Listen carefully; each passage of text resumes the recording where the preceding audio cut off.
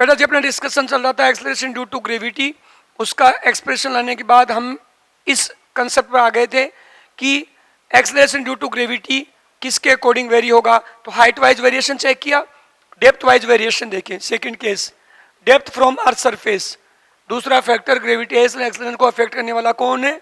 Depth from earth surface, depth from earth surface. तो ये अर्थ surface से तो इनसाइड के पॉइंट पर जाएं तो सेंटर से डिस्टेंस स्मॉल आर यूज करते हैं, और ये यदि सरफेस से डेप्थ डी लेते हैं तो स्मॉल आर क्या बनेगा? Are E minus D. तो ये इनसाइड के पॉइंट पर ग्रेविटेशनल फील्ड जो बनता है वैसा ही ग्रेविटेशनल एक्सेलरेशन बने। अब इनसाइड वाले के लिए डेप्थ के हिसाब से सिंबल हम डी यूज कर लें, D for depth.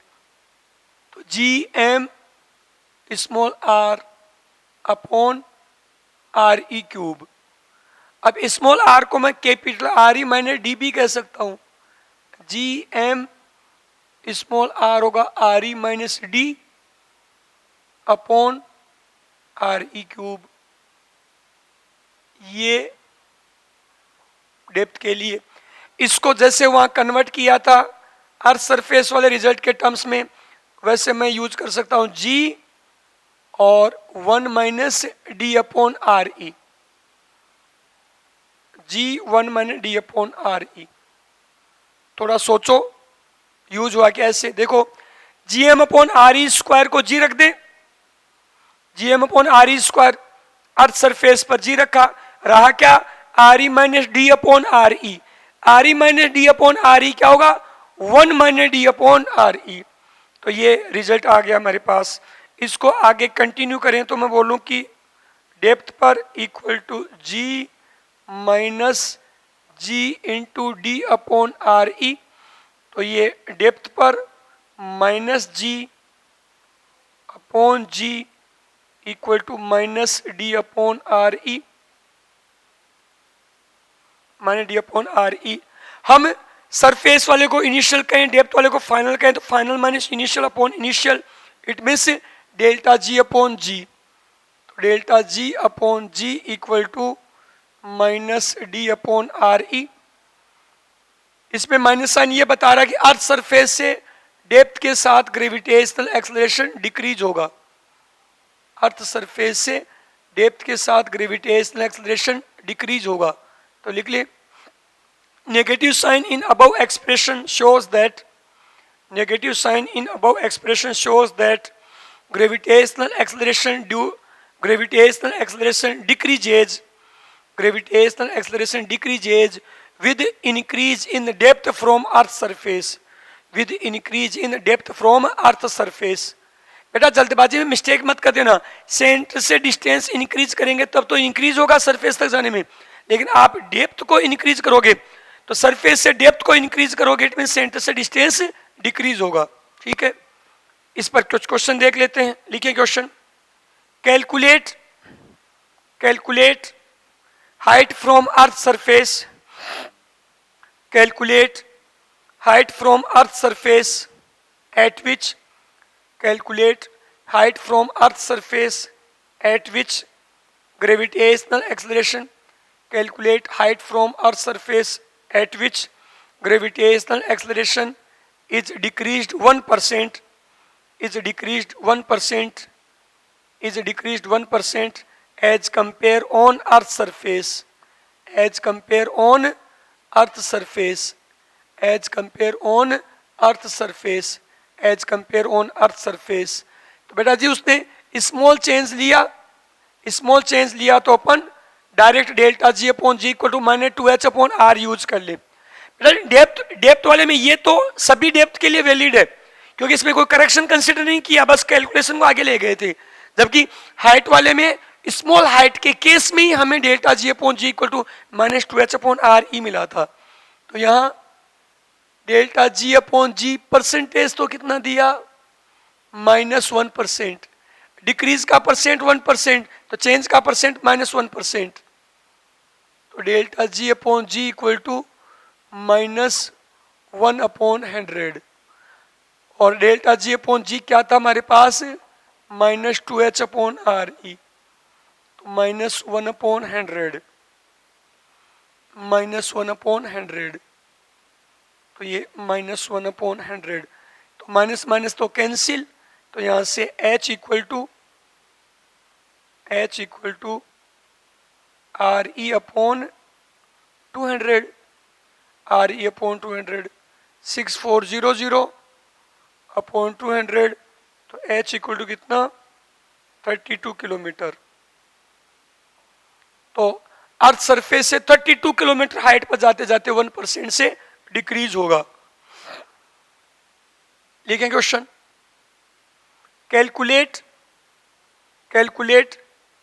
Depth from earth surface, calculate depth from earth surface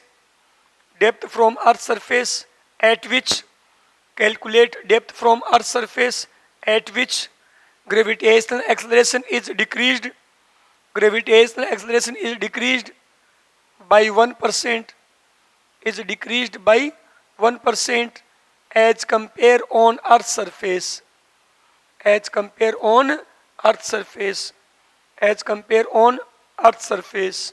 तो अर्थ सरफेस पर ग्रेविटेशनल एक्सेलरेशन के कंपेयर में किस डेप्थ पर 1% से डिक्रीज होगा।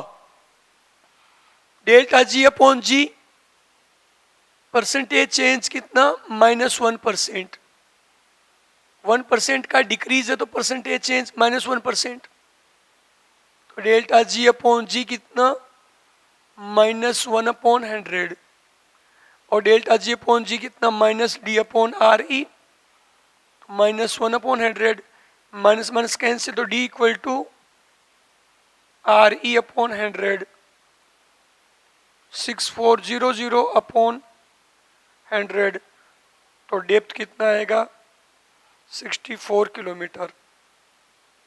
तो 1% का डिक्रीज हाइट पर तो गया कितने पर, 32 किलोमीटर पर, और डेप्थ में कितने पर गए, 64 किलोमीटर पर। पूछता है बेटा ऐसा क्वेश्चन कि हम डी डेप्थ पर गए, एच हाइट पर गए, तो इक्वल चेंज के लिए रिलेशन क्या, तो D equal to 2h, H तो 32 जाते जाते आ गया, लेकिन डेप्थ में कितना जाना पड़ा, 64 किलोमीटर जाना पड़ा।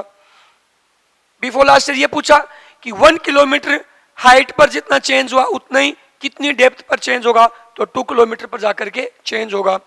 डेप्थ वाले में सभी केस में ये यूज कर सकते, हाइट वाले में डायरेक्ट ये तो तभी यूज होगा जब स्मॉल हाइट पर बात करेगा।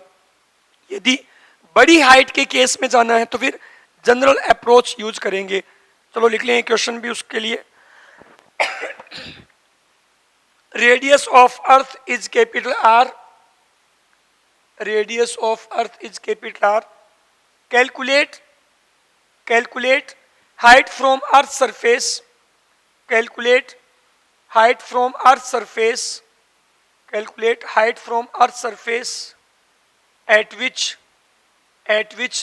weight of any object, at which weight of any object remains, weight of any object remains 1/4, remains 1/4 of, remains 1/4 of weight on earth surface, remains 1/4 of weight on earth surface, weight on earth surface. Weight होगा क्या बेटा जी, mass into gravitational acceleration, ये weight होगा। Weight क्या होगा, mass into gravitational acceleration, mass into gravitational acceleration, ये weight होगा।